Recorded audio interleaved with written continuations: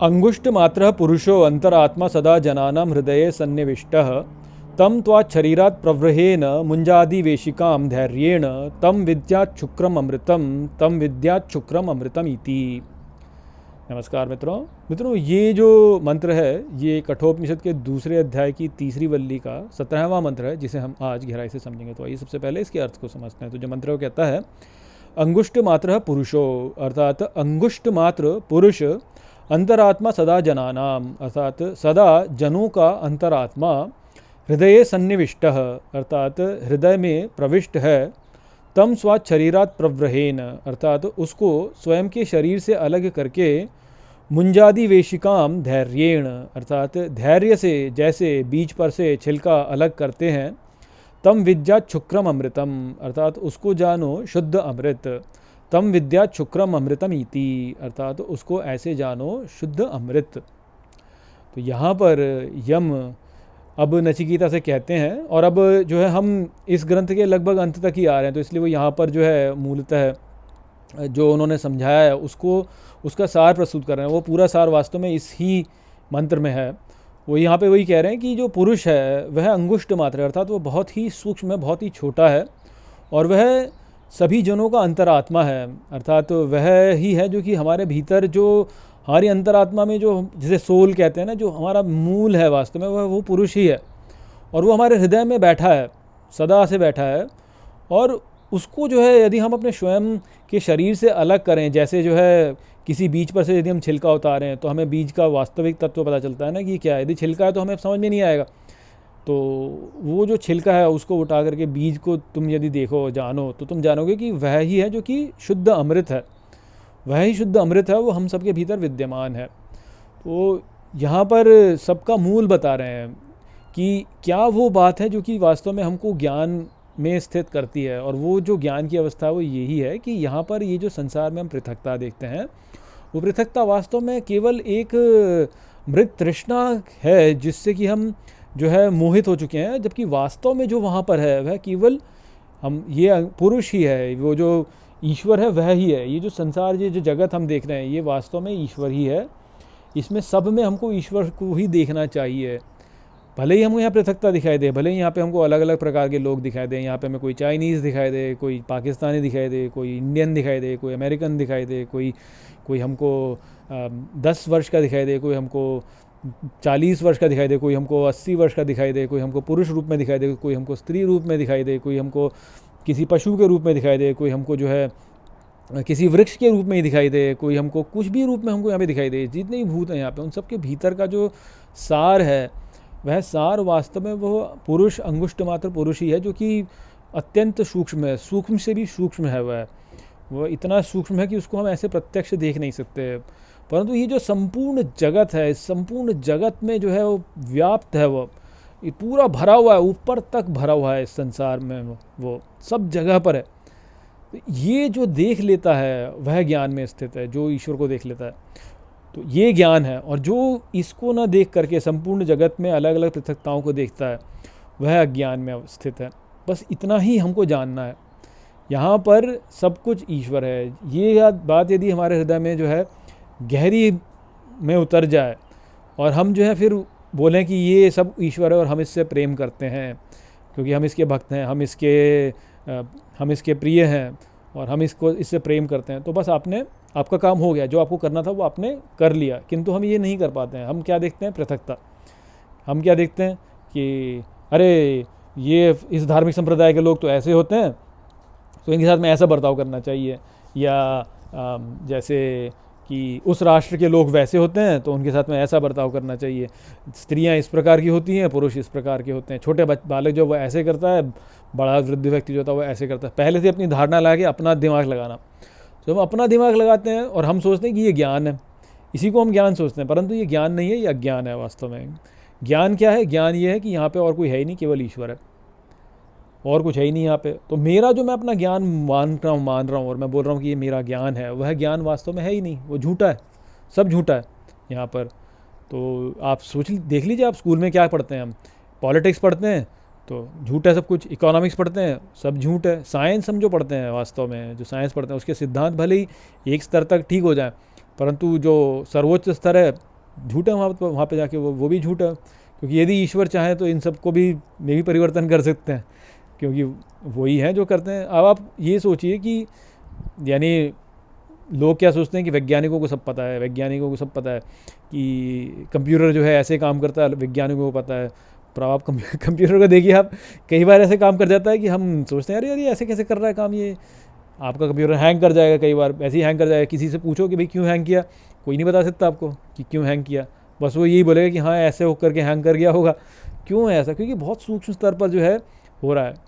विज्ञान में ही आप चले जाइए, आप चले जाइए साइंस में, फिजिक्स में चले जाइए, नीचे जाके क्या पता चलता है? हाइजेनबर्ग्स अनसर्टेनिटी प्रिंसिपल, क्वांटम मैकेनिक्स में क्या होता है कि भाई कुछ भी निश्चितता से नहीं बताया जा सकता है। ये नहीं बताया जा सकता कि इलेक्ट्रॉन यहाँ पे है कि यहाँ पे है, और यदि बताया जा सकता है, अभी बताया जा सकता है, तो अगले क्षण नहीं बताया जा सकता। अर्थात ज्ञान है ही नहीं, आप जान ही नहीं सकते। जब फिज़िक्स जैसा जो ज्ञान है उसमें भी ये वाली स्थिति है सूक्ष्म स्तर पर, तो आप सोच लीजिए कि इस जगत में क्या है, और भी अच्छे से समझ सकते हैं आप इसको। आप ये सोचिए कि जैसे ये स्पेस है, अब आप पोजीशन के बारे में बोलते हैं कि यार ये वस्तु इस जगह पे अवस्थित है, बता दो आप कितनी एक्यूरेसी से बता सकते हो, आप कितनी सटीकता से बता सकते हो। सटीकता जो है वो आपकी जितनी स्तर पर है, जो पुरुष है वो उससे भी सूक्ष्म है। हाइजेनबर्ग अनसर्टेनिटी प्रिंसिपल ने बता दिया ना, उन्होंने बता दिया कि भाई प्लांक्स कांस्टेंट है, आप जितनी एक्यूरेसी से आप उसकी पोजीशन बता सकते हो उसकी एक लिमिट है, इससे अधिक आप बता नहीं सकते, उतनी आप में अनिश्चितता रहेगी। और पुरुष जो है उससे भी सूक्ष्म है। तो इससे हम क्या निष्कर्ष निकाल रहे हैं? इससे हम यही निष्कर्ष निकाल सकते हैं कि भाई क्या होगा पता नहीं, क्या होगा, कुछ भी हो सकता है वास्तव में, क्योंकि वो सूक्ष्म स्तर पर कुछ भी हो सकता है, उस सूक्ष्म स्तर पर कुछ भी हो सकता है। ठीक है, मान लीजिए आपने गेंद को फेंका और आपने बोला कि हाँ भाई मैं जो है यहाँ पे जो है अपना फिजिक्स का लॉज लगा के मैं बता सकता हूँ कि गेंद वहाँ गिरेगी, पर कितनी सटीकता से बता सकते हो भाई? वो सटीकता कितनी है वो आवाज़ बोलो। तो सटीकता जो है वो नहीं बता सकते हो आप। क्यों? क्योंकि आप इस स्पेस का काटते जाओगे तो कितने काटोगे? बहुत कहीं तक भी काट सकते हो उसको, और पुरुष उससे भी सूक्ष्म है। तो इसलिए यहाँ पे कुछ भी निश्चित नहीं है। तो हम जो कहते हैं ना ज्ञान, ये वास्तव में कोई ज्ञान है ही नहीं।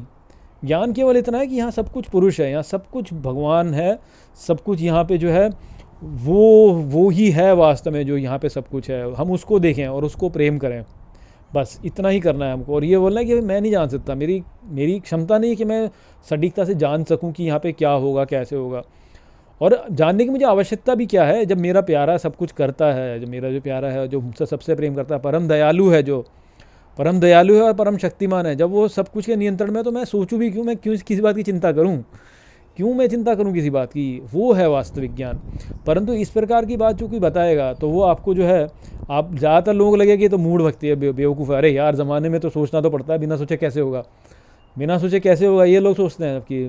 तो वही अज्ञान है वास्तव में। क्यों? क्योंकि जब आप इस प्रकार से सोचते हो तो आप संसार को मान्यता देते हो, आप भगवान को मान्यता नहीं देते हो।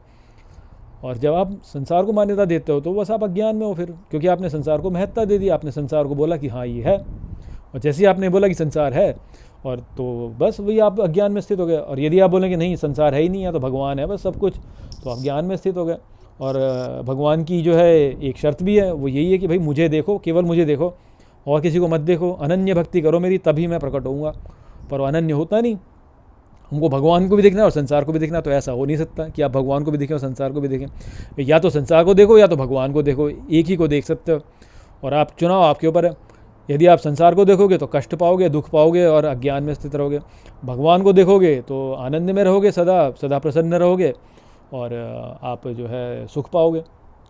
तो इसलिए यहाँ पे जो है यम नचिकेता से कहते हैं कि अपने शरीर से जो है पुरुष को पृथक करके पुरुष को देखो, शरीर को मत देखो। और शरीर से यहाँ पे अर्थ केवल ये जो हमारा भौतिक शरीर ये नहीं है, जैसे कि भगवान कृष्ण कह चुके हैं कि संपूर्ण क्षेत्र जो है वह हमारा शरीर है। अर्थात ये जो संसार हम अपने चारों ओर देखते हैं वह भी वास्तव में शरीर से ही संबंधित है।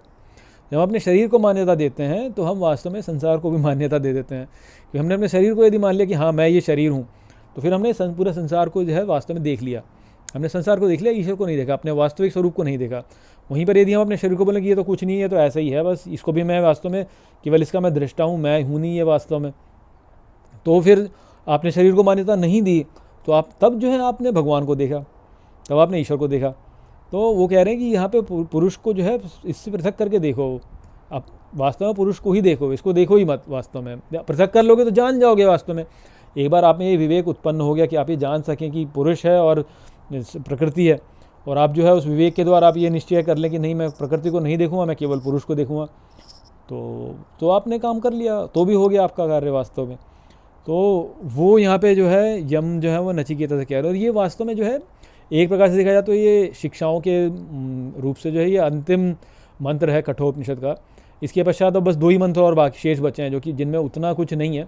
सार जो यहाँ पे जो है यम ने नचिकेता को बता दिया कि भाई शरीर को मत देखो, पुरुष को देखो, धैर्य के साथ में जो है धैर्य रखो, और जो है धैर्य के साथ में जैसे कोई जो है छिलके को अलग करके उसके भीतर बीज दिखता है, या जैसे कोई जो है जो फल है, मान लीजिए आप फल का जो है जो उसका जो मांस है उसको हटा करके जो अंदर जब आप देखेंगे तो केवल बीज मिलेगा आपको, तो जैसे वो किया जाता है उस प्रकार से जो आवरण को हटा करके, जो संसार का आवरण हमारे सामने प्रकट कर दिया गया, इसको हटा करके उसके पीछे जो है जो सत्य है उसको देखोगे, जो कि पुरुष है, अच्युत है, परिवर्तन नहीं करता है, जो कि स्थिर है, जो कि आधार है वास्तव में, जिसमें कभी कोई परिवर्तन नहीं, तो उसको यदि तुम देखोगे तो उसको जानोगे तो तुम फिर जो है अमरता में स्थित होगे। ये समझोगे कि वह ही जो शुद्ध है और अमृत, वह किसी भी विकार से वह प्रभावित नहीं है, विकारों से मुक्त है वह और शुद्ध है, और इसलिए वह ही अमर है।